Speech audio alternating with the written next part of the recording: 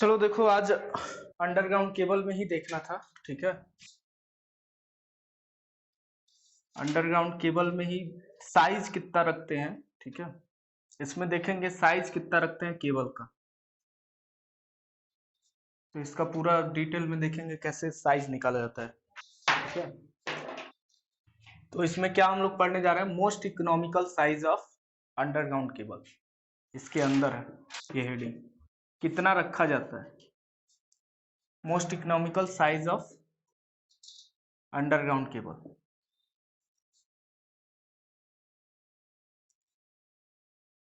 ठीक है, तो ये क्यों डिसाइड किया गया, क्योंकि जब हम लोग अंडरग्राउंड केबल देख रहे थे, ठीक है, उसके कोर पे कुछ इलेक्ट्रिक फील्ड डेवलप हो रहा था। इसके जो कोर पे डेवलप हो रहा था वो कितना हो रहा था, ई मैक्स। ठीक है, और इसके सीट पे भी एक इलेक्ट्रिक फील्ड आ जा रहा था जिसको मिनिमम बोल रहे थे। अब ये बताओ, अगर यहाँ इलेक्ट्रिक फील्ड है और यहाँ भी इलेक्ट्रिक फील्ड है, ठीक है, दोनों जगह कुछ ना कुछ पोटेंशियल होगा कि नहीं, कुछ ना कुछ पोटेंशियल होगा। तो इसके बीच का अंतर बहुत ज्यादा जब रहेगा, पोटेंशियल जब डिफरेंस बहुत ज्यादा रहेगा, तो इसके बीच एक करंट डेवलप हो जाएगा कि नहीं, करंट जाने लगेगा कि नहीं जाने लगेगा, सीट के अंदर ही। तो उसे ही क्या बोलते हैं, लीकेज करंट। उसे ही क्या बोलते हैं, लीकेज करंट। जो सीट के अंदर फ्लो होता है उसे क्या बोलते हैं, लीकेज करंट। जैसे एक केबल है, अब केबल के अंदर से पूरा जाना चाहिए, मतलब इस कोर के रास्ते से अंदर अंदर पूरा करंट जाना चाहिए। लेकिन क्या होता है कि कुछ सीट की मदद से भी क्या होने लगता है, करंट फ्लो होने लगता है, जो बाहर की ओर आना चाहता है। ठीक है, अंदर अंदर पूरा चला जाना चाहिए था, अंदर अंदर पूरा करंट चला जाना चाहिए था, लेकिन ये क्या हो जाता है, इन दोनों के इलेक्ट्रिक फील्ड में कमी बहुत जब ज्यादा रहता है तो एक लीकेज करंट आ जाता है। अगर बहुत ज्यादा कमी हो, मतलब डिफरेंस बहुत ज्यादा रहेगा, ये बहुत ज्यादा है और ये बहुत कम है, तो इनके बीच बहुत ज्यादा लीकेज करंट आ जाता है। ठीक है, तो इसीलिए इसीलिए हम लोग क्या करते हैं, इसका साइज थोड़ा सा ऐसा रखते हैं ताकि इनके बीच का इलेक्ट्रिक फील्ड का जो डिफरेंस है वो कम से कम आए। ठीक है, क्या सोचेंगे हम लोग कि इसके बीच में जो इलेक्ट्रिक फील्ड का डिफरेंस है वो कम से कम आए। तो अच्छा ये बताओ, इसको कम कर सकते हो, इसको तो कम नहीं कर सकते, जितना रहेगा उतना ही रहेगा, लेकिन इसको हम कम कर सकते हैं। कैसे कम करेंगे, ई मैक्स का फार्मूला क्या होता है, अभी लिखना नहीं, ठीक है, इसमें और भी कई सारे चीजें हैं। ई मैक्स बराबर क्या होगा, भी अपान, कल लिखवाए थे ना, भी अपान, अगर इस पे निकालते हैं तो R1 ln R2 बटे R1। R2 क्या है, कोर के बीच का सीट का रेडियस, सीट से इसका सेंटर तक का रेडियस, और यहां से कोर का रेडियस क्या है, R1 है। ये कल फार्मूला दिखाए थे कि ये था। उसके बाद से अब बताओ, ई मैक्स को क्या करना है, कम से कम रखना है ताकि इनके बीच का डिफरेंस क्या हो, कम हो। इसको तुम घटा बढ़ा नहीं सकते हो, इसको तुम घटाओगे तो डिफरेंस क्या होगा, कम होगा। तो अब बताओ, जब इसको क्या कर दिया जाए, बढ़ा दिया जाए, इसको बढ़ाएंगे तो ई मैक्स क्या होगा, घटेगा। तो यहां पर हम लोग क्या लगा देंगे, मैक्सिमम लगा देंगे। इसको मैक्सिमम रखना है, इसको क्या रखना है, मैक्सिमम। तो मैक्सिमम कैसे आएगा, इसको मैक्सिमम करने के लिए इसको क्या करना पड़ेगा, डिफरेंशिएट करके मान निकालना पड़ेगा कि इसका कितना मैक्सिमम हो सकता है। तो इसको क्या करते हैं, डिफरेंशिएट कर देंगे इसको, बस नीचे वाले को पकड़ेंगे और किसके रिस्पेक्ट में, R1 के रिस्पेक्ट में क्या कर देंगे, R1 के रिस्पेक्ट में इसको हम लोग क्या करेंगे, डिफरेंशिएट करेंगे, और जितना वैल्यू आएगा यहां पे रख देंगे। ये मैक्सिमम हो जाएगा तो ये कितना आएगा, मिनिमम आएगा। बात समझ में आ रहा है कि नहीं। अगर मान लो इसको डिफरेंशिएट करके जितना भी इसका मैक्सिमम मान आएगा उसको यहां रख दोगे, इसका जितना मैक्सिमम मान यहां रखोगे उतना ही ये क्या होगा, कम आएगा। तो इसी का मैक्सिमम मान ढूंढते हैं कितना होगा, तो इसको डिफरेंशिएट करो R1 के रिस्पेक्ट में, तो क्या करेंगे, फर्स्ट सेकंड लगाएंगे। तो फर्स्ट सेकंड लगाने के लिए मान लो फर्स्ट को छोड़ा, पहले फर्स्ट को ही कर देते हैं, ठीक है, सेकंड को छोड़ा, फर्स्ट का डिफरेंशिएशन, उल्टा भी कर सकते हो। तो R1 का डिफरेंशिएशन करोगे तो 1 हो जाएगा, ठीक है, प्लस अब फर्स्ट को छोड़ा, सेकंड का डिफरेंशिएशन, तो इसका डिफरेंशिएशन करोगे तो क्या होगा, 1 अपान R2 बटे R1 है, तो चलो लिख देते हैं बटे R1, ठीक है, गुणे, अब इसमें भी तो है, इसको भी निकालोगे तो क्या होगा, जब बटे में R1 रहता है तो क्या हो जाता है, स्क्वायर हो जाता है, माइनस में R2 बटे R1 स्क्वायर हो जाएगा कि नहीं, ये बात समझ में आ रहा है। अब देखो यहाँ पे क्या होगा, अब ये वाला R1 कहां चला गया है, ऊपर चला जाएगा, ये वाला R1 कहां चला जाएगा, ऊपर, कोई दिक्कत, R1 से R1 स्क्वायर हो जाएगा, इससे ये कट जाएगा कि नहीं कट जाएगा, और R2 से ये R2 कट जाएगा, बचेगा यहाँ पे क्या 1 बचेगा कि नहीं, माइनस का 1 बचेगा, क्या बचेगा यहाँ पर, माइनस का 1। बात समझ में आ रहा है ना, डिफरेंशिएशन किए हैं बस। तो यहाँ क्या होगा देखो, इसको कहाँ लिखे, चलो यहाँ लिखते हैं, यहीं पे लिखते हैं, थोड़ा पास में रहेगा सही रहेगा। ln R2 बटे R1 माइनस 1 बराबर 0 होगा कि नहीं, ठीक है। अब यहां से इसका मान निकालो, ये माइनस 1 उधर चला जाएगा, प्लस 1 हो जाएगा। तो देखो, तो यही है तुम्हारा ln R2 बटे R1 बराबर क्या 1। अब ये ln को उधर भेज दोगे तो क्या हो जाएगा, e हो जाएगा। R2 बटे R1 का मान कितना आ गया, e, और इसी e का मान कितना होता है 2.178, ठीक है। कितना होता है e का मान 2.718, कितना होता है 2.718। ये बात समझ में आया कि नहीं। अगर ये मान रख देते हो, R2 बटे R1 की जगह e रख देते हो, R2 बटे R1 की जगह e रख देते हो, तो क्या हो जाएगा, इसका वैल्यू मिनिमम हो जाएगा। कितना हो जाएगा, मिनिमम। तो ये बात तुम्हें याद रखना है कि R2 बटे R1 कितना रखना है, कम से कम रखना है, ठीक है। ये समझ में आया क्या कर रहे हैं, ई मैक्स को घटा रहे हैं ताकि इनके बीच का डिफरेंस क्या हो जाए, कम हो जाए। इनके बीच का डिफरेंस कम होगा तो लीकेज करंट क्या होगा, कम से कम जाएगा, सारा करंट अंदर से ही जाएगा, ठीक है। उसके बाद से अब देखो इसमें क्या निकालते हैं, थिकनेस ऑफ इंसुलेशन कितना होगा, थिकनेस ऑफ इंसुलेशन, इनके बीच का थिकनेस निकालने के लिए कितना इसका मोटाई रखोगे, इसके बीच कितना मोटाई रखोगे, इसको निकालते हैं। तो कैसे निकलेगा, टोटल में से R1 घटा दोगे, टोटल में से R1 घटा दोगे तो थिकनेस निकल जाएगा कि नहीं। तो ये बात भेज देंगे फोटो, ठीक है, वहां पे लिख लेना, बस समझ लो, समझा दे रहे हैं, थोड़ा जल्दी भी हो जाएगा, ठीक है, कि लिखते चलना है। चलो लिख लेना, जाने दो, ऐसे में बहुत स्लो हो जा रहा है। तो हम लोग कहां चल रहे थे, थिकनेस ऑफ इंसुलेशन निकालने, क्या निकालना है, थिकनेस ऑफ इंसुलेशन। तो थिकनेस ऑफ इंसुलेशन कैसे निकलेगा, टोटल R2 में से R1 को घटा दो, R2 माइनस R1। अब R2 का मान कितना रखना है, यहां से देखो R2 का मान कितना रखना है 2.718 ताकि मैक्सिमम आए। तो R2 बटे R1 तुम्हारा निकल के आया था कितना 2.718, तो यहां से R2 बराबर क्या रखेंगे 2.718 R1 रख देंगे कि नहीं, यहां पर रख दो, ये बहुत अंदर की बातें चल रही हैं। ये R1 माइनस R1 घटाओगे तो कितना आ जाएगा 1.718 R1, यानी जो थिकनेस रखना है वो कितना होना चाहिए, थिकनेस कितनी होनी चाहिए 1.718 R1। अगर मान लो रेडियस इसका 2 है, कोर का रेडियस 2 है, तो उसके बीच का थिकनेस कितना होना चाहिए इंसुलेशन का, इसी से गुणा करके निकाल लोगे, कितना मोटा वो वायर बनाना है इसी से तुम पूरा निकालोगे, ठीक है। उसके ऊपर कितना इंसुलेशन, ये कोर है और ये शीथ है, कितना इसके बीच का मोटाई रखना है इसके आधार पे निकालोगे, इस फार्मूले से। जितना तुम्हारा कोर का रेडियस होगा उसमें क्या कर दोगे 1.718 रखोगे, तो लीकेज करंट क्या होगा, मिनिमम होगा। यही बात यहाँ पे ध्यान रखना था, ठीक है। इस कंसेप्ट से तुम्हें यही बात याद रखना है कि इस इंसुलेशन की मोटाई कितनी रखनी है, ठीक है। अगर कोर की रेडियस कुछ दिया है तो कितने से कर देंगे 1.718 से गुणा करके उसका वैल्यू निकाल लेंगे। इस पे क्वेश्चन जरूर आता है एसएससी जेईई में, ठीक है। तो बहुत इंपॉर्टेंट टॉपिक था, most economical size of underground cable. तो ये बात याद रखना 1.718 R1, ठीक है। अब दूसरे पे चलें, कैपेसिटेंस ग्रेडिंग क्या होता है, ये हो जाएगा कि नहीं हो जाएगा, लिखवा दें।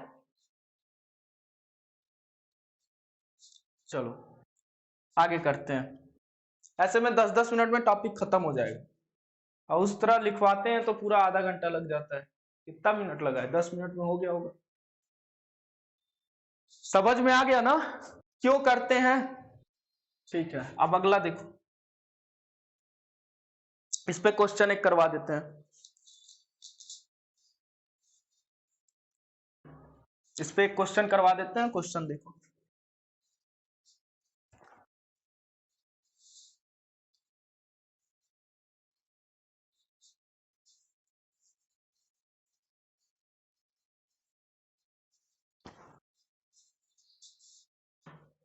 क्वेश्चन क्या दिया है? 2 मीटर रेडियस ऑफ कोर, ठीक है, क्या दिया है? 2 मीटर रेडियस ऑफ कोर दिया है और पूछ रहा है व्हाट शुड बी इंसुलेशन, ठीक है, कितना इंसुलेशन का थिकनेस रखना है। क्वेश्चन ये 2 मीटर रेडियस ऑफ कोर दिया है और पूछा है what will be thickness of insulation, what will be thickness of insulation. तो कितना हो जाएगा? T बराबर 1.718 था गुणे R1, तो यहाँ R1 का मान दे दिया है 2 मीटर, तो जितना भी आएगा वही आंसर हो जाएगा। 2 8 16, 2 1 2 1 3, 2 7 14, 2 1 2 1 3, इतना आ जाएगा 3.36 मीटर। तो इतना आसान आसान क्वेश्चन आएगा, अगर नहीं पढ़े रहते तो क्या हो जाता? गायब हो जाता। ठीक है, ये आया हुआ एसएससी जेई का ही क्वेश्चन है, प्रीवियस ईयर। ठीक है, हो जाएगा ना अब क्वेश्चन? इस पे क्वेश्चन तो हो ही जाएगा, भेज देंगे पीडीएफ, देख लेना, इसका नोट्स बना लेना। मेन क्या करते हैं? लीकेज करंट को कम करते हैं। अब देखो कैपेसिटेंस ग्रेडिंग क्या होता है, इसी को ग्रेडिंग ऑफ केबल भी बोलते हैं, ग्रेडिंग ऑफ केबल, ठीक है। और क्या बोलते हैं इसको? कैपेसिटेंस ग्रेडिंग भी बोलते हैं, इसको ग्रेडिंग ऑफ केबल भी बोलते हैं, और क्या बोलते हैं? कैपेसिटेंस ग्रेडिंग बोलते हैं। ठीक है, इसमें क्या करते हैं?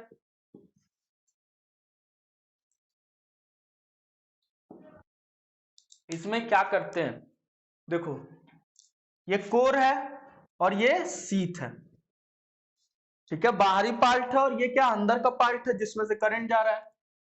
तो ये सीथ है, SHEATH, और ये क्या है? कोर है। अब इसके बीच में क्या होता है? इंसुलेशन भरा रहता है, ठीक है। ये इंसुलेशन क्या होता है? इसका जो परमिटिविटी होता था पहले जब भरते थे तो क्या होता था? समान होता था, ठीक है, जितना जैसा जैसा मतलब समान परमिटिविटी भरा जाता था। समान परमिटिव मतलब पूरा एप्सिलॉन आर किसके लिए? पूरा कांस्टेंट रहता था सबके लिए। यहाँ के लिए भी एप्सिलॉन आर कांस्टेंट होता था, यहाँ के लिए भी, यहाँ के लिए भी, यहाँ के लिए, यहाँ के लिए, सब जगह पे क्या है? Epsilon R constant. इसको बोलते थे होमोजीनियस, ठीक है, क्या बोलते थे? होमोजीनियस डाइलेक्ट्रिक बोलते थे। ये क्या बोलते थे? होमोजीनियस डाइलेक्ट्रिक, जब एप्सिलॉन आर पूरे जगह क्या होता था? कांस्टेंट हो जाता। लेकिन जब इसको क्या कर दिया गया? हर लेयर में, ठीक है, इसको क्या कर दिया गया? लेयर वाइज इसके डाइलेक्ट्रिक को चेंज कर दिया गया। लेयर वाइज क्या कर दिया गया? डाइलेक्ट्रिक को चेंज कर दिया। किसकी मदद से? एप्सिलॉन आर इंटू एक्स बराबर कांस्टेंट से। मतलब क्या है? यक्स क्या दिखा रहा है? डिस्टेंस दिखा रहा है। यक्स क्या दिखा रहा है? डिस्टेंस। यहां पे यक्स क्या दिखा रहा है? डिस्टेंस दिखा रहा है। जितना आगे बढ़ते जाते हो कोर से, जितना आगे बढ़ते जाते हो, परमिटिविटी की मात्रा को क्या करते जाते हैं? कम करते जाते हैं। परमिटिविटी की मात्रा, मान लो यहां पर एप्सिलॉन आर कितना है? 10 है। यहां पे डिस्टेंस कितना है? 1 है। लेकिन अगर यहां पर यक्स बराबर 2 पहुंच गए तो परमिटिविटी क्या कर दोगे? कम कर दोगे। दोनों को कांस्टेंट करना है ना, मल्टीप्लिकेशन को, तो परमिटिविटी यहां 5 से भी काम चल जाता है। अगर मान लो यहां पर आ गए, यहां पर यक्स बराबर मान लो आ गया तुम्हारा 4, तो एप्सिलॉन आर कितना रखोगे? 4 2.5, ठीक है। तो ये किया गया यहां पर ग्रेडिंग ऑफ केबल में। क्या हुआ कि जो परमिटिविटी है ना उसको चेंज कर दिया गया। किसके रिस्पेक्ट में? डिस्टेंस बढ़ते गया, परमिटिविटी का वैल्यू कम होता गया। तो इससे क्वेश्चन पूछता है कि कोर के नजदीक परमिटिविटी ज्यादा रखते हैं कि कम रखते हैं? तो नियर में क्या होगा? डिस्टेंस कम होगा, तो डिस्टेंस कम होगा तो परमिटिविटी को ज्यादा रखना है, ठीक है, ये बात याद रखना है। एप्सिलॉन आर इंटू एक्स बराबर कांस्टेंट से, ठीक है। जितना डिस्टेंस इधर बढ़ते जाएंगे उतनी ही परमिटिविटी को क्या करते जाएंगे, कम करते जाएंगे, ठीक है। ये बात समझ में आया? तो डिस्टेंस बढ़ता गया, परमिटिविटी घटाते गए, यही ग्रेडिंग ऑफ केबल होता है, ठीक है। इसको लिखना है तो लिखवा दें, बोलो तो। अब रहने देते हैं, लिखवाते नहीं है, ठीक है। क्वेश्चन अब कैसे पूछता है, क्वेश्चन करवा देते हैं, ठीक है। क्वेश्चन करवा देते हैं, इसमें समझ लो, समझने में आसान लग रहा होगा, ठीक है। आज समझा रहे हैं तो बस आसान लग रहा होगा, तुरंत समझ में आ जा रहा होगा। तो देखो इसमें क्या करते हैं, जैसे जैसे डिस्टेंस बढ़ेगा, अगर मान लो ये एप्सिलॉन r1 है, ये एप्सिलॉन r2 है, ये एप्सिलॉन r3 है, तो बताओ कौन सबसे ज्यादा होगा? एप्सिलॉन r1 सबसे ज्यादा होगा, फिर एप्सिलॉन r2 होगा, फिर एप्सिलॉन r3 होगा। ये क्या है? परमिटिविटी, रिलेटिव परमिटिविटी है, ठीक है। कौन सा पदार्थ यहाँ रखना है उसके अकॉर्डिंग, हर पदार्थ का अलग अलग परमिटिविटी होता है। तो देखते भी होगे, परमिटिविटी बेडिंग करते थे, सर्विंग करते थे, तो अलग अलग मटेरियल यूज करते थे, उसका परमिटिविटी चेंज होता रहता था। तो बात समझ में आ गया कि नहीं है? अब इसका क्वेश्चन देखो कैसे बनेगा, ठीक है। तो क्वेश्चन आता है पहला कि नियरेस्ट कोर के नियरेस्ट ऑफ कोर क्या होगा, परमिटिविटी कितना रखेंगे? नियरेस्ट ऑफ कोर परमिटिविटी क्या रखेंगे? एप्सिलॉन आर को हाई रखेंगे, ठीक है। नियरेस्ट ऑफ शीथ परमिटिविटी क्या रखेंगे? ठीक है, शीथ के रिस्पेक्ट में क्या रखेंगे? लो रखेंगे, एप्सिलॉन आर को क्या रखेंगे? लो, ठीक है। और जैसे जैसे कोर से शीथ की ओर जाएंगे, एप्सिलॉन आर को कम होता जाएगा, डिस्टेंस हमारा बढ़ता जाएगा। ये बात यहां रखना है कि एक्स क्या है? डिस्टेंस, ठीक है, कोर से डिस्टेंस। अरे गिर जाओगे, ठीक है। अब देखो यहां पर एक क्वेश्चन और है कि क्वेश्चन देखो ये वाला, ये क्वेश्चन देखो, अच्छा क्वेश्चन।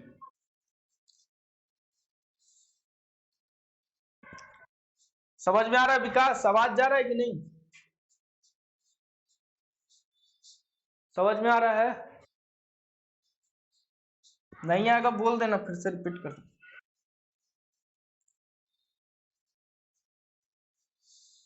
ठीक है, इसका क्वेश्चन देखो, एक क्वेश्चन है, 3 इंसुलेटर हैविंग, क्या लिखा है? 3 इंसुलेटर हैविंग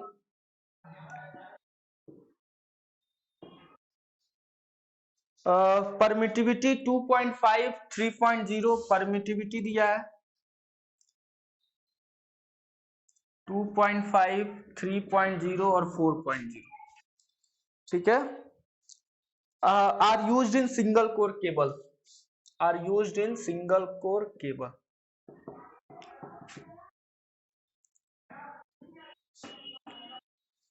क्वेश्चन क्या है? The location of material with respect to core will be, the location of material. अब तुम्हें बताना है कि कौन सा मटेरियल कहां भरना है, ठीक है। The location of material with respect to core will be, with respect to core will be. आज चमक नहीं रहा होगा, क्यों? आज चमक रहा है? नहीं चमक रहा होगा, यहां चमकता था ना पहले, इसीलिए तो हटाएं इसको। आज क्लियर दिख रहा होगा ना? अब देखो क्या दिया है, पहला ऑप्शन 2.5, 3.0 और 4,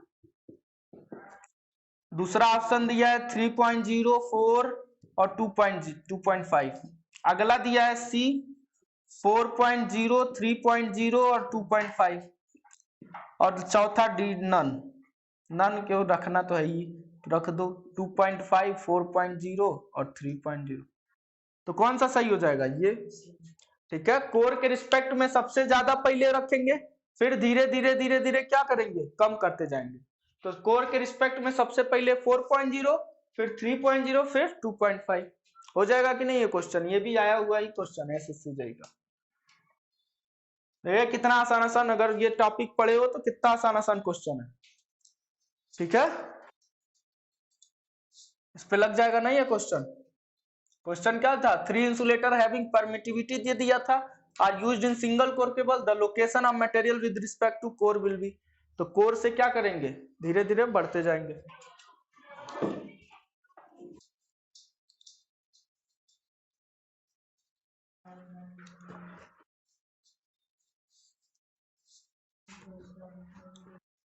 अब 3 कोर केबल में कैसे कैपेसिटेंस निकाला जाता है उसको दिखाते हैं। पहले एक कैपेसिटेंस ऑफ केबल देख लो क्या है। कैपेसिटेंस ऑफ केबल क्या फार्मूला होता है, इसका फार्मूला जानते रहो थोड़ा। कैपेसिटेंस ऑफ केबल, अंडरग्राउंड की बात हो रही है। C बराबर होता है एप्सिलॉन R इंटू L, ठीक है। और उसके बाद से होता है 41.4 ln R2 बटे R1, ठीक है, into 10 to the power -90। Minus होता है प्लस, जरा इसको देखो ये क्या होता है, -9 होता है कि माइनस क्या है, फेराड। जरा गूगल करो इसको। कैपेसिटेंस हो गया, एक होता है resistance of cable, insulation of cable, ठीक है, insulation of cable, insulation resistance कभी कभी निकालने के लिए बोलता है।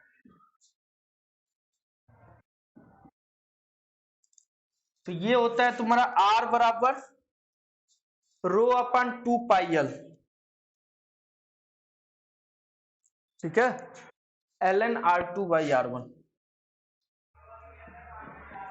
तो इस पे कैसे क्वेश्चन पूछता है, ये R प्रोपोर्शनल क्या इनवर्सली प्रोपोर्शनल L हो जाता है, यहां से ये फार्मूला तुमसे पूछता है। और यहां से क्या पूछता है, C प्रोपोर्शनल L पे, कि जब लेंथ बढ़ाओगे तो कैपेसिटेंस क्या होगा, लेंथ बढ़ाओगे तो कैपेसिटेंस ऑफ केबल क्या होगा, बढ़ेगा। लेकिन यहां लेंथ बढ़ाओगे तो क्या होगा, इंसुलेशन ऑफ रेजिस्टेंस घटता जाता है, ठीक है। अब वो वाला फार्मूला मत लगा देना, R बराबर रो L बाई A, ठीक है, इससे लेंथ बढ़ाते हैं तो रेजिस्टेंस बढ़ता है। लेकिन यहाँ इंसुलेशन रेजिस्टेंस की बात करता है केबल में, ठीक है। तो इंसुलेशन रेजिस्टेंस क्या किस पे डिपेंड करता है, 1/L पे। इस पे कई बार क्वेश्चन पूछा हुआ है, ठीक है। आया कि नहीं आया, जाओ दिखाओ जरा।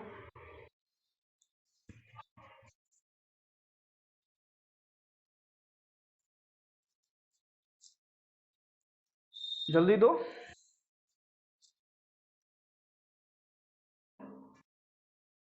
ठीक तो है, -9 ही होगा, ऊपर जाएगा -9 हो जाएगा। नहीं सही तो दिया इसमें।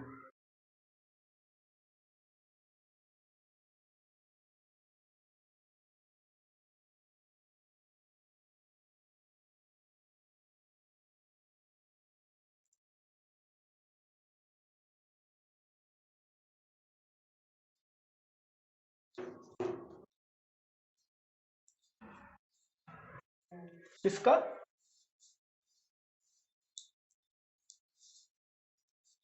अरे नहीं, ये कैपेसिटेंस का C W उससे निकाला गया है।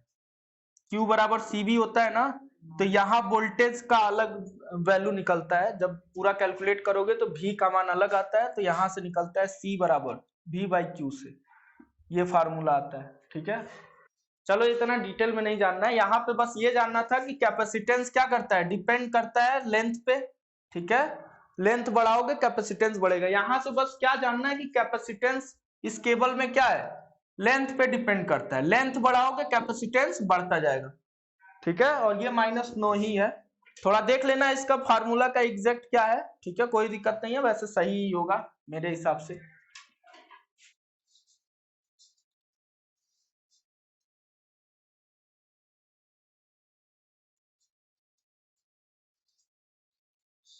हमें ध्यान नहीं आ रहा है जो तुम बोल रहे हो, ठीक है। अब यहाँ ध्यान दो, ये इस पे अभी यहाँ पे देखो प्रेजेंट में, ठीक है, उसको देख लेना, फोन करके पूछ लेना हमसे।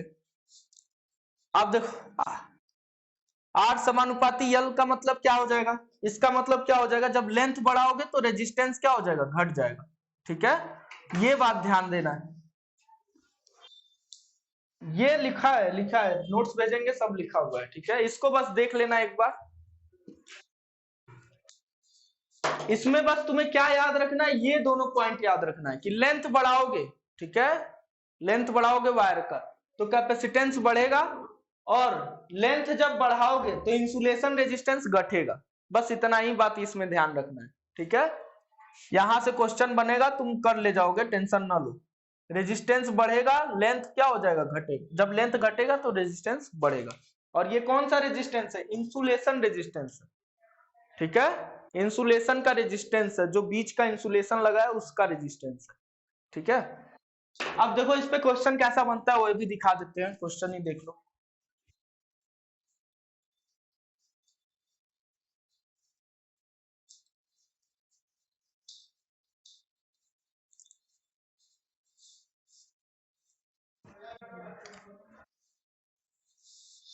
क्वेश्चन लिखो इस पे, देखो क्वेश्चन इसका।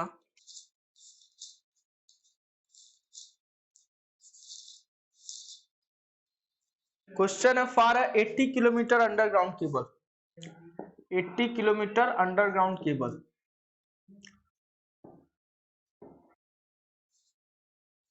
ठीक है। इंसुलेशन रेजिस्टेंस इज 100, इसका इंसुलेशन रेजिस्टेंस कितना है, 100। देखो यहाँ पे दिया रहेगा insulation resistance, insulation resistance is 100। तो कितने के लिए पूछ रहा है, तो बताओ 40 किलोमीटर के लिए कितना होगा इंसुलेशन रेजिस्टेंस, ठीक है। तो क्या करोगे, R1 बटे R2 वहां से बराबर क्या, इसका इनवर्सली प्रोपोर्शनल था तो L1 बटे, ये हो जाएगा, उल्टा हो जाएगा, इनवर्सली प्रोपोर्शनल था ना, R समानुपाती 1/L, ठीक है। बाकी सब कांस्टेंट है, इसीलिए बस ये क्वेश्चन पूछा है। तो क्या हो जाएगा, R1 कितना है 100, R2 पूछ रहा है, L1 L2 कितना है 40, और ये L1 कितना है 80। 0 0 खत्म, 4 दूना 8, यानी R2 बराबर कितना हो जाएगा 200। तो रेजिस्टेंस देखो, जब लेंथ घटा दी हो तो रेजिस्टेंस क्या हो गया है, बढ़ गया है, कितना आया है 200 ओम आया। इंसुलेशन रेजिस्टेंस बढ़ा है, ठीक है। रेजिस्टेंस मत वो दिमाग में लाओगे तो वो आएगा R समानुपाती L, ठीक है, वो रेजिस्टेंस नॉर्मल वाला, तो उससे नहीं करना है। यहाँ इंसुलेशन रेजिस्टेंस इस पे डिपेंड करता है, ठीक है, ये याद रखना। तो यही नॉर्मल सा छोटा सा क्वेश्चन बनता है इंसुलेशन रेजिस्टेंस से, ठीक है। अब चलते हैं किस पे, 3 कोर केबल पे देखते हैं। ये तो सिंगल कोर केबल था, अब 3 कोर केबल में कैपेसिटेंस पूछता है। 3 कोर केबल में क्या पूछता है, कैपेसिटेंस का मान पूछता है, कितना होगा, तो उसको निकालना सीखते हैं 3 कोर केबल का।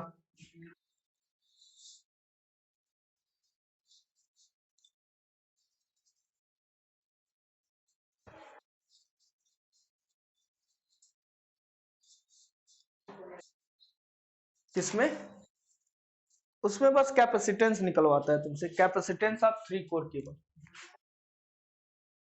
इंसुलेशन नहीं, कैपेसिटेंस ऑफ, इसी को निकालना थोड़ा अच्छा है अपने आप में, कैपेसिटेंस ऑफ 3 कोर केबल, ठीक है। क्या करना है, 3 कोर केबल का कैपेसिटेंस निकालना है। तो देखो 3 कोर है, तो एक कोर ये, एक कोर ये, एक कोर ये, ठीक है। इनको क्या करोगे, एक शीट में बंद कर दोगे, ठीक है। अब देखो इस कोर और इस कोर के बीच कोई कैपेसिटेंस निर्माण होगा कि नहीं, इस कोर और इस कोर के बीच कैपेसिटेंस, तो इसको बोलेंगे कोर कैपेसिटेंस, सीसी मतलब कोर कैपेसिटेंस। इसके इसके बीच बनेगा तो उसको क्या बोलेंगे, इसको भी सीसी बोलेंगे। इसके इसके बीच बनेगा तो इसको भी क्या बोलेंगे, सीसी बोलेंगे। अब ये शीथ है ना, अब कोर और शीथ के बीच एक भी कैपेसिटेंस बनेगा, उसको क्या बोलेंगे, सीएस। क्या बोलेंगे इसको, सीएस। इसके बीच भी कैपेसिटेंस बनेगा, बोले ना, इसी को निकाल लो, वही बड़ी बात है। अब देखो इसके,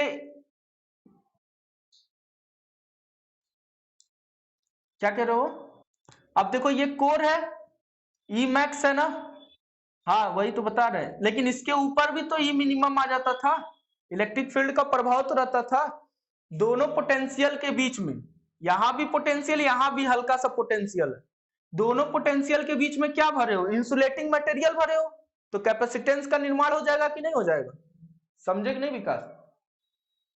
इसके ऊपर थोड़ा सा पोटेंशियल जमा आ जाता है इलेक्ट्रिक फील्ड का प्रभाव, तो यहां कुछ पोटेंशियल बन जाएगा और यहां कुछ पोटेंशियल, इन दोनों के बीच क्या है, इंसुलेटिंग मटेरियल है जो करंट को रोक रहा है, तो उसके बीच क्या बन जाता है, कैपेसिटेंस का निर्माण आ जाता है। ठीक है, इसको बोलते हैं CS, sheath capacitance, core to sheath capacitance. यहां से भी एक कोर टू शीथ कैपेसिटेंस बनेगा, ठीक है, इसको CS बोलेंगे, इसको CS बोलेंगे, इसको CS बोलेंगे, ठीक है। तो सीसी क्या है? Core to core capacitance. CC क्या है? Core to core capacitance. CS क्या है? Core to sheath capacitance.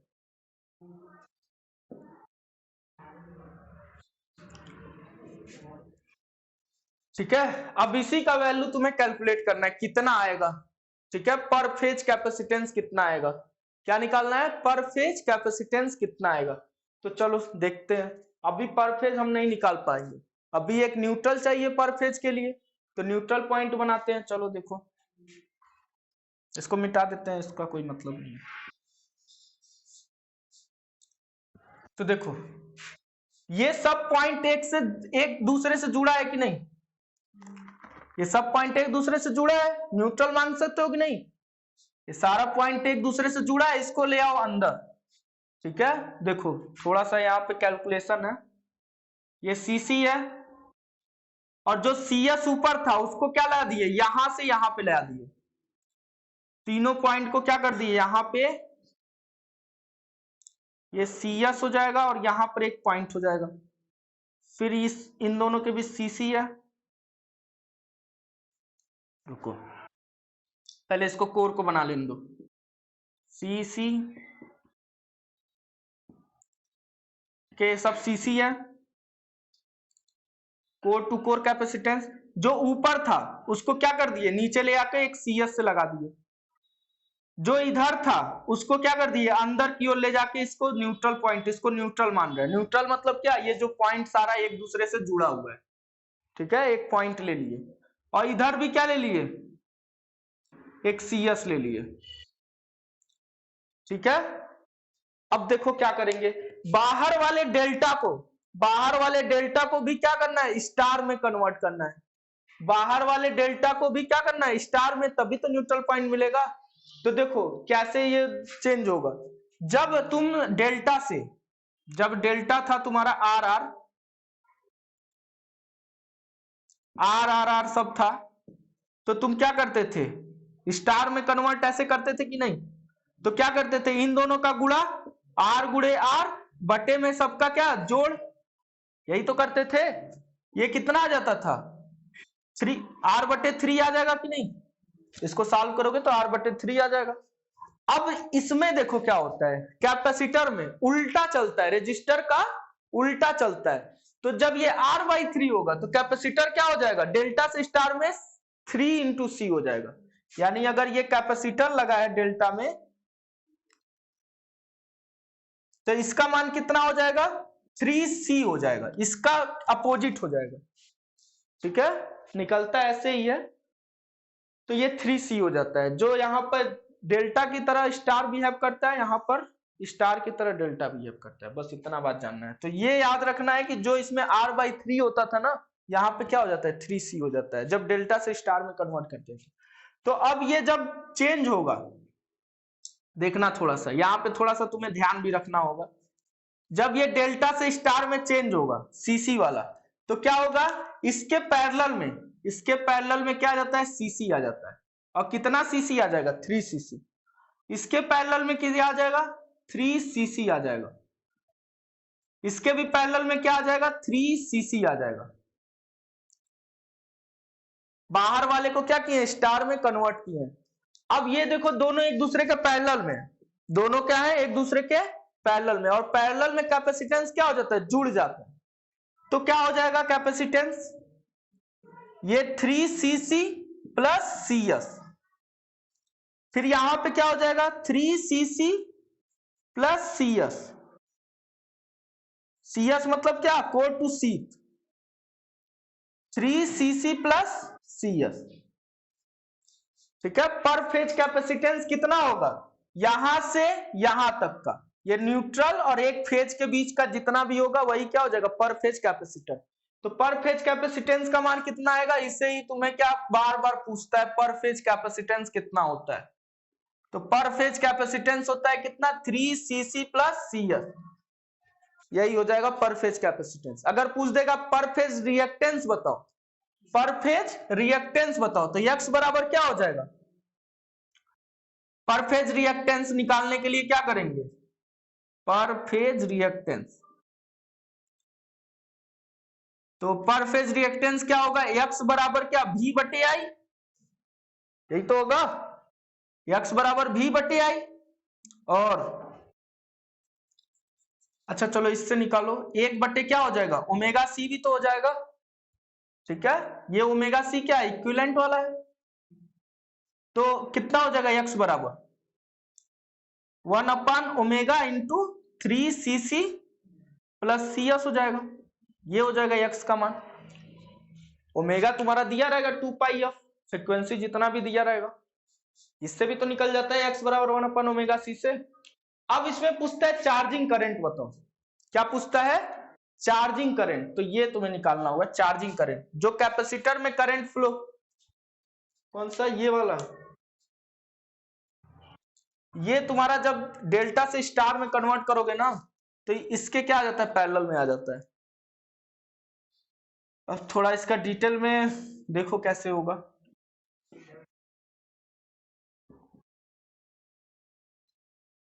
ये CC था, ठीक है, जब इसको हम कन्वर्ट करेंगे तो यहां एक कैपेसिटर आ जाएगा, ये क्या हो जाएगा 3cc हो जाएगा, एक यहां पे कैपेसिटर आ जाएगा,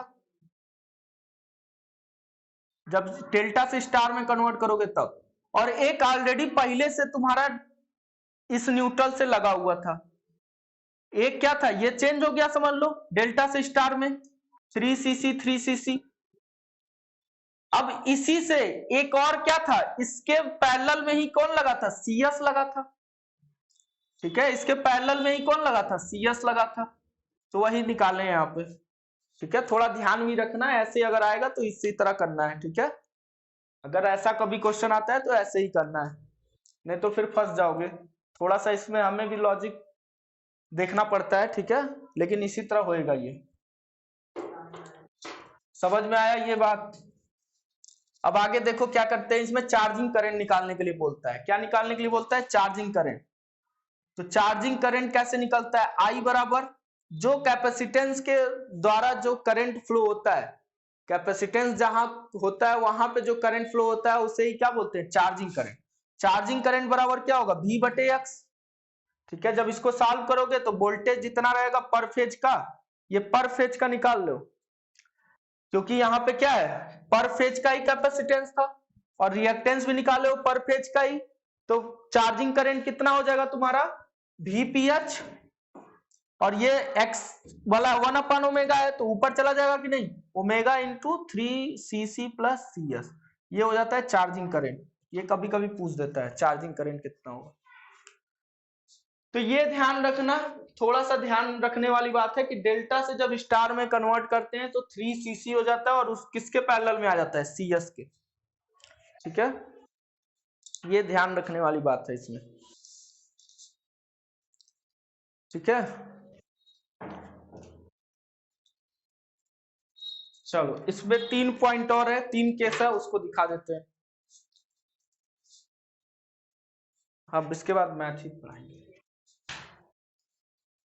कल तो वीडियो बना रहे थे उसमें स्पेस ही नहीं था, पूरा मेहनत चला गया।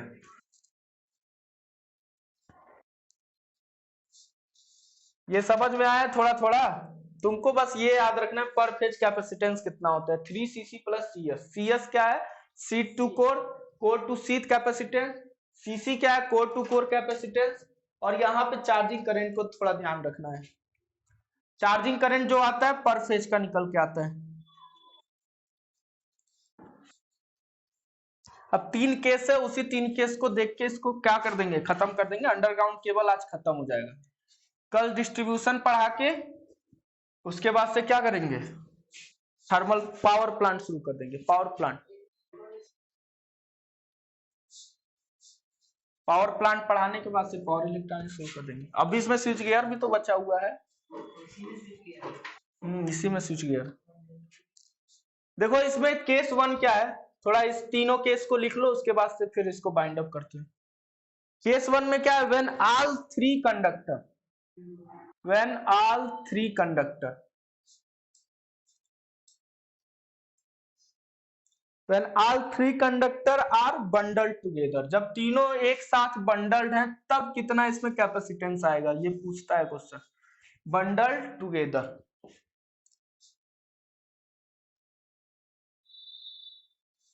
ठीक है। तो देखो कितना होगा, अगर तीनों क्या है एक साथ बंडल्ड है तो कैपेसिटेंस कितना होगा शीट के रिस्पेक्ट में, ठीक है। तो कितना हो जाएगा, C1 बराबर 3CS, इसका मान कितना होगा, C का मान, C बराबर 3CS, ये याद रखना है, ठीक है। सीधी बात ये याद रखना है, जब तीन बंडल टुगेदर ये केस दिया रहेगा, ठीक है, और इसका कैपेसिटेंस पूछेगा, बंडल्ड कंडक्टर और शीट के बीच का कैपेसिटेंस, तो कितना हो जाएगा 3CS के बराबर, ठीक है। उसके बाद से क्या अगला है, केस 2, जब दो बंडल कंडक्टर होंगे क्या होगा, when two conductor are bundle together, जब दो कंडक्टर क्या होंगे, बंडल्ड होंगे, when two conductor are bundled.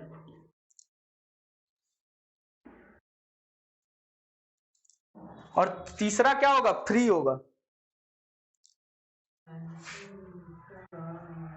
यहां से क्या है, तीसरा यहां पे होगा, ठीक है। इनके बीच का कैपेसिटेंस कितना आएगा, तो इनके बीच का कैपेसिटेंस आता है C बराबर 2C प्लस CE, C मतलब CS, ठीक है, 2CC plus CS।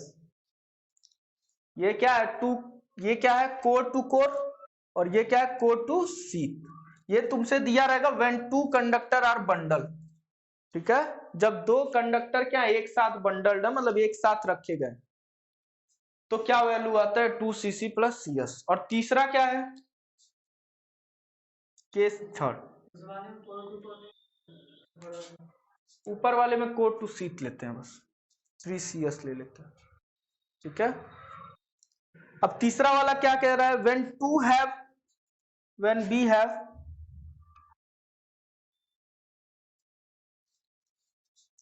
to find capacitor between any two core, दो कोर के बीच में निकालना है, किसके बीच में निकालना है, दो कोर के बीच में निकालना है, और तीसरा कोर क्या है, फ्री है, दो कोर के बीच में निकालना है और तीसरा क्या है, फ्री है। तब क्या आता है, तो C बराबर आता है तुम्हारा CN/2 पर फेज कैपेसिटेंस बटे 2, CN/2 भी इसको बोलते हैं।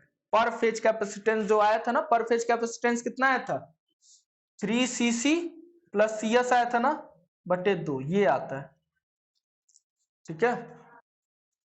पर फेज कैपेसिटेंस दिया रहेगा, उसके बराबर ले लोगे इसका मान, ठीक है। तो ये याद रखने वाला चीज है, अब इसके पीछे जाओगे तो फिर बहुत ज्यादा, ठीक है, भेज देंगे, अगर पीछे भी जाना होगा तो बता देंगे कहां से आए हुए, ठीक है। चलो आज के लिए बस, और देख लो इसमें कोई क्वेश्चन दिखा देते हैं, चलो एक आध दो क्वेश्चन करा देते हैं कुछ। हाँ हाँ हाँ, सही सही याद दिलाओ, सही याद दिलाओ। चलो टाइप्स ऑफ केबल देखो, डिपेंडिंग, अच्छा याद दिया हो।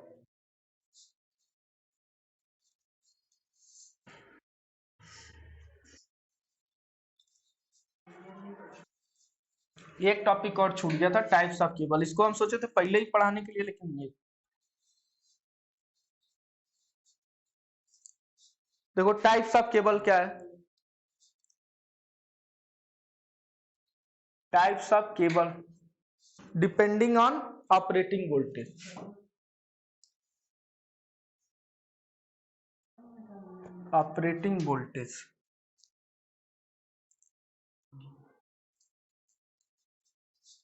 तो देखो क्या होगा, पहला है लो टेंशन केबल, लो टेंशन केबल, ठीक है, इसका रेंज कितना होता है, अप टू 1000 वोल्ट, कितना, अप टू 1000 वोल्ट। दूसरा क्या है तुम्हारा, high tension cable, high tension cable, high tension cable कहां से कहां तक होगा, 11 केबी तक। ये 1 केबी तक होता है और ये अप टू कितना होता है, 11 केबी तक। ठीक है, उसके बाद से आता है सुपर टेंशन केबल। ये याद रखने वाला चीजें हैं। ठीक है, सुपर टेंशन केबल कहां से आएगा, 11 केबी से 22 केबी, नहीं 22 से 33, सॉरी ये 22 से 33 आता है, 22 से 33 की। ठीक है, एक्स्ट्रा हाई टेंशन केबल कहां तक आता है, extra high tension cable,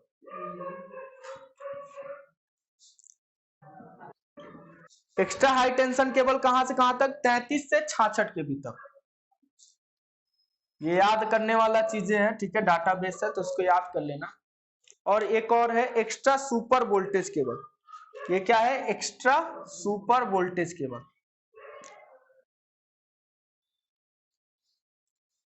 extra super voltage cable, ये क्या होगा, बियॉन्ड 132 केबी। बियॉन्ड मतलब उसके ऊपर। ये लो टेंशन केबल मतलब क्या है कि ऑपरेटिंग वोल्टेज जब 1 किलो वोल्ट का होगा तो वहां जो केबल होगा वो क्या होगा, लो टेंशन केबल का यूज होगा, मतलब उसमें तनाव अगर कम भी रहेगा तो भी चल जाएगा। ठीक है, फिर हाई टेंशन केबल जहां पर बहुत ज्यादा तनाव रहता है, केबल में बहुत ज्यादा तनाव, मतलब ये टूट, अगर थोड़ा भी इसको लचीला उचीला बनाओगे तो क्या हो जाएगा, टूटने का डर रहेगा। ठीक है, 11 केबी तक का यूज किया जाता है, जहां ऑपरेटिंग वोल्टेज 11 केबी होता है वहां पर क्या हो जाता है, केबल जो लगाते हैं ऐसा केबल लगाते हैं जो हाई टेंशन को क्या कर ले, झेल सके। ठीक है, उससे ज्यादा अगर कम लगाओगे तो क्या हो जाएगा, गड़बड़ हो जाएगा। फिर सुपर टेंशन केबल क्या होता है, जब 22 से 33 केबी रहता है तो वहां पे केबल कौन सा लगाते हैं, जो बहुत हाईली टेंशन को क्या कर ले, झेल सके। ठीक है, 33 से 66 तो वहां पर और टेंशन, मतलब कि जहां पे अच्छा तनाव सहन करने वाला केबल रहे उसको यूज करते हैं। ठीक है, ये बात याद रखना है। अब इसमें आता है बेल्टेड केबल, स्क्रीन्ड केबल, और एक होता है तुम्हारा प्रेशर केबल। ये तीन के बारे में जानना है कि बेल्टेड केबल कहां तक यूज करते हैं, स्क्रीन्ड केबल कहां तक यूज करते हैं, और एक है तुम्हारा प्रेशर केबल। तो इसका भी लिख लो, ये पहले हो गया ना, लो टेंशन केबल कहां तक, 1 केबी तक, हाई टेंशन केबल कहां तक, 11 केबी तक, सुपर टेंशन केबल कहां तक, 22 से 33 केबी। ये पूछता है क्वेश्चन सुपर टेंशन वाला। ठीक है, 22 से 33 केबी। अब दो और हैं, देखो, एक बेल्टेड केबल क्या होता है, स्क्रीन्ड केबल क्या होता है, और प्रेशर केबल क्या होता है। थोड़ा सा बुक में और देख लेना, थोड़ा और डिटेल में मिल जाएगा तुम्हें। बेल्टेड केबल देखो क्या होगा, बेल्टेड केबल ये कहां तक होता है, अप टू 11 केबी तक। दूसरा क्या है, स्क्रीन्ड केबल कहां से कहां तक, ये नाम बस याद रखो। स्क्रीन्ड केबल कहां से कहां तक, 22 केबी से 66, 22 केबी से 66 केबी। और तीसरा क्या है, प्रेशर केबल। प्रेशर केबल कहां से कहां तक, बियॉन्ड 66 केबी।